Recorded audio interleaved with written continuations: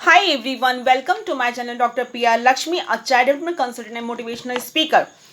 Thank you so much to all of you for watching my video. Once again, thanks to all.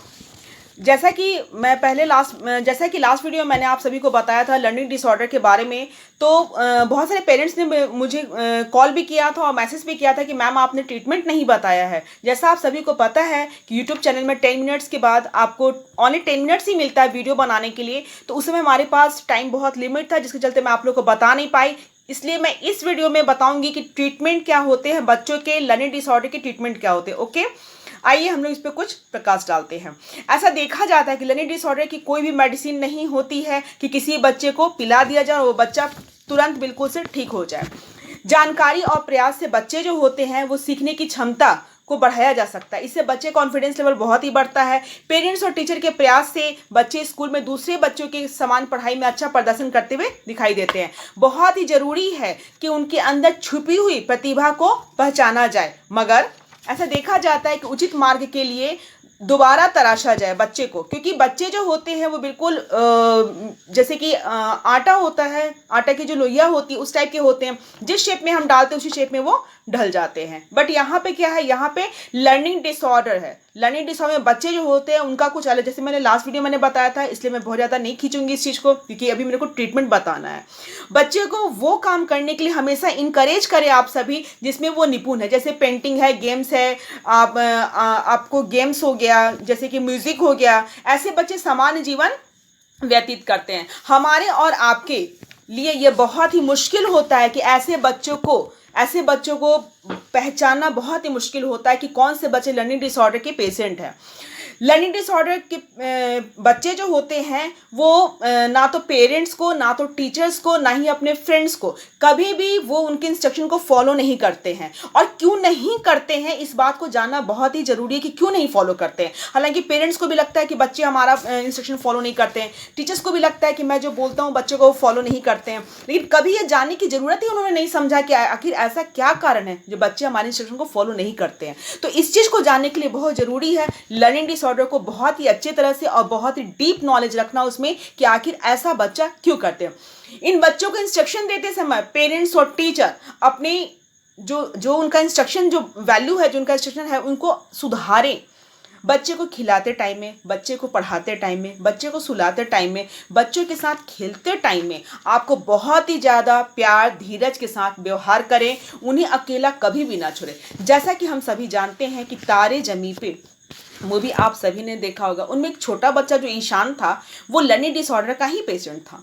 उल्टा सीधा letter उसको हमेशा नजर आता था। जैसा मैंने आप सभी के लिए ये छोटा सा एक बनाया है, I think you all of you दिख ही रहा है मे बी, हाँ ये आप लोग को दिख रहा है। ऐसा ही दिख रहा था ईशान को भी। जब भी उसके टीचर ब्लैक बोर्ड पे लिखती थी तो उसको यूं ही दिखता रहता था, हमेशा उल्टा उल्टा, हमेशा उल्टा उल्टा ही दिखता था। इसलिए वो चाहता था कि हम पढ़े, लेकिन वो पढ़ नहीं पाता था। वो चाहता था कि हम बोले सही सेंटेंस, वो बोल नहीं पाता था। इसमें बच्चे की कोई गलती नहीं है। टीचर्स जो हैं वो बच्चे को डांटते थे कि तुम ऐसा लिखते क्यों नहीं है, तुम पढ़ते क्यों नहीं है। बार बार पेरेंट्स को कंप्लेंट जाता था। पेरेंट्स परेशान थे कि बच्चा होमवर्क नहीं करता है। और ये बच्चे, टीचर और पेरेंट्स, इन सबके बीच में, इन तीनों के बीच में बच्चे जो हैं कश्मकश में क्या होता है, बहुत ही परेशान हो जाते हैं। वो टीचर की बातों को समझने का प्रयास बहुत करता है, लेकिन वो बिल्कुल भी नहीं कर पाता है। आप सभी को दिख रहा होगा ये चीज। आइए हम लोग इस पर थोड़ा सा और प्रकाश डालते हैं। ये जो होता है, देखते हैं कि बच्चे जो हैं वो, बच्चा उसमें जो होता है बहुत कुछ समझने की कोशिश, बहुत ही अपने ब्रेन पे पावर रखता है कि नहीं हमें समझना है, हमें समझो कि। और बच्चे को देखता है ना, इन्वायरमेंट रहता है, स्कूल की इन्वायरमेंट रहती है, देखता है कि सारे बच्चे लिख रहे हैं, सारे बच्चे पढ़ रहे हैं, तो वो भी चाहता है करना, ऐसी बात नहीं है। लेकिन इस चीज को ना टीचर समझ पाते हैं, ना ही पेरेंट्स समझ पाते हैं। होमवर्क कंप्लीट नहीं कर पाते हैं तो पेरेंट्स अलग परेशान रहते हैं, टीचर्स अलग परेशान रहते हैं और बच्चे अलग परेशान रहते हैं। तो इसमें किसकी परेशानियां रहती है सबसे ज्यादा? इसमें सबसे ज्यादा परेशानी रहती है बच्चे की परेशानी रहती है, क्योंकि बच्चे को तो समझना ना टीचर चाहते हैं ना पेरेंट्स चाहते हैं। टीचर के पास टाइम नहीं रहता है कि एक बच्चों पे इतना ध्यान दे, जो बिल्कुल सत्य है। और पेरेंट्स अपने बच्चे को समझ नहीं पाते कि हमारे बच्चा किसी भी चीज़ का पेशेंट है, वो मानने के लिए तैयार ही नहीं होते, क्योंकि उनको इतना डीप नॉलेज नहीं होता है कि हमारा बच्चा किसी ऑर्डर का भी पेशेंट हो सकता है, डिसऑर्डर का भी पेशेंट हो सकता है। इस कश्म में क्या होता है, बच्चे जो हैं बहुत परेशान हो जाते हैं इसके कारण। जैसे कि ईशान को देख लीजिए आप लोग, उसके पेरेंट्स परेशान होकर के बॉर्डर में उसको डाल दिए, और वहां पे उसको ऐसा टीचर मिला आमिर खान, जिसने ईशान की छुपी हुई प्रतिभा को आगे निकाला और सही मार्गदर्शन दिया उन्हें, और उनको बताया कि ये तुम्हारा मार्गदर्शन है, ये तुम्हारा आइडियल है, ये काम तुम करोगे तो तुम आगे अपनी लाइफ में आगे बढ़ोगे।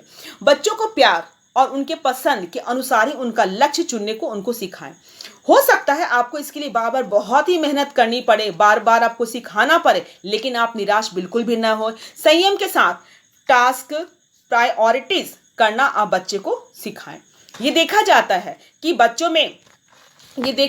कि बच्चों में ये सब डिसऑर्डर जो होते हैं बच्चों में होती है, जो कि मैं हमेशा सारे पेरेंट्स से मैं रिक्वेस्ट करती हूँ कि अगर आपके बच्चे में कुछ ऐसा दिख रहा है तो प्लीज़ आप उनको किसी मनोचिकित्सक से दिखाएं, साइकेट्रिस्ट से दिखवाएं, टीचर से आप पर्सनली जाके बात कीजिए कि ऐसा क्यों हो रहा है, ताकि टीचर्स भी कुछ समझे कि हाँ हमारे अगर इस बच्चे में, क्योंकि अगर सपोज दैट अगर 30 स्टूडेंट्स हैं, 30 में अगर 2 स्टूडेंट्स अगर ऐसे हैं सपोज, तो उसमें वो बच्चे जो हैं उनमें कुछ ना कुछ प्रॉब्लम है, तभी वो 2 स्टूडेंट्स जो हैं वो 28 स्टूडेंट से डिफरेंट हैं। तो इस चीज़ को टीचर को भी थोड़ा समझना पड़ेगा। अब पेरेंट्स को तो अपने बच्चे हैं तो उनको तो बहुत ही ज़्यादा ध्यान देना ही पड़ेगा। Thank you to all of you. आपने हमारी वीडियो को इतना लाइक किया, इतना सराहा, इसके लिए मैं आप लोग की कोटि कोटि नमन करती हूँ। और मैं चाहूँगी कि आप ज़्यादा से ज़्यादा शेयर करें, क्योंकि ये बच्चों पे है, और ताकि बच्चों को आने वाली परेशानियों से पेरेंट्स भी अवगत रहें और टीचर्स भी इस चीज़ को अवगत रहें कि अगर टीचर्स को ये पता होना चाहिए कि अगर हमारे क्लास में कुछ ऐसे बच्चे हैं तो उन ऐसा इग्नोर ना करें कि अरे बच्चा पढ़ना नहीं चाह रहा, बच्चा लिखना नहीं चाह रहा, या फिर बच्चे के पेरेंट्स पढ़े लिखे नहीं है तो इसलिए बच्चे ऐसे हैं, इस चीज़ को बिल्कुल भी ऐसा ना समझें। और इंडिपेंडेंस डे की ढेर सारी बधाई आप सभी को, और फिर हम लोग मिलेंगे अगस्त 20 को। नेक्स्ट टॉपिक है split disorder in children. Thank you so much to all of you.